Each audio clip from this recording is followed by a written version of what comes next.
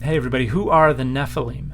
This is a topic that's been getting a lot of coverage on social media in recent years, and I think the first thing to point out is that there are no data whatsoever that indicate Nephilim are anything other than a purely literary creation. Absolutely nothing indicates that the term refers to any entities that exist outside of the literary imagination of early Israelite, Judahite, and Jewish, and sometimes Christian authors.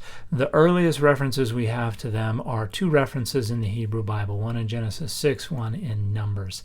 And we can't really extrapolate much from those references because they kind of conflict with each other.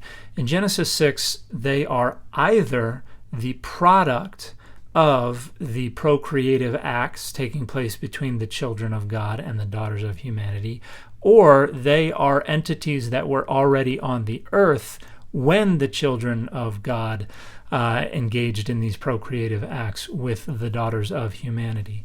But if we take the flood narrative as a unified whole, they all would have died in the flood, which complicates their association with the reference in Numbers, which is to the original inhabitants of the land of Canaan.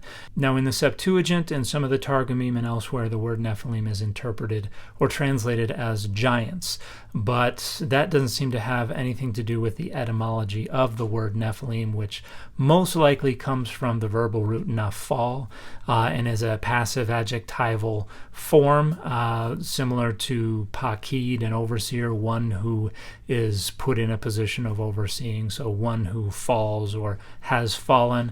And this would fit with the notion that they were these warriors of old, probably fell in battle. And I've mentioned in previous videos that some scholars think that they were deceased spirits of these famous warriors. But most people understand them from their later renegotiation in the books of Enoch and in other related literature. And I've mentioned many times in the past that any engagement with the biblical text on an authoritative level is inevitably a process of renegotiation. And that's even true within the Bible. So the story in Genesis 6 doesn't really fit within the broader narrative very well because it doesn't explain why God would be upset with humans, since the story is about the children of God engaging in these inappropriate procreative acts. So even within Genesis 6, the authors and editors seem to be negotiating with this pre-existing archaic mythological story. But then later in the 4th, 3rd centuries BCE, we get another renegotiation where Greco-Roman period authors are negotiating with Genesis and expanding and elaborating on the very sparse story within Genesis. And they create this more elaborate mythological world. Now, within the book of Enoch, the Nephilim are more explicitly the offspring of these fallen angels who are equated with the children of God mentioned in Genesis 6. And the Nephilim themselves have children who are a separately named group as well. Now, this gets discussed in the Book of Giants and other Dead Sea Scroll texts, as well as in some early Christian literature. But as with what's going on in Genesis, what's going on in the Enochic literature and the later derivative literature is a renegotiation. So in the end, to answer the question of who the Nephilim are, we first have to determine which literary layer we're going to be examining, because a picture emerges from what's going on in Genesis. A different picture emerges if you also bring the Numbers layer into the discussion.